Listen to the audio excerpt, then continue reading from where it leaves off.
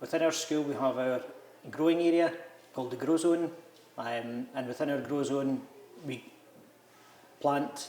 nurture, care for, look after, harvest and then cook within our kitchen classroom. The children are very aware of seasonality and seasonal produce and what can be used at different times of the year. One of our next steps within our area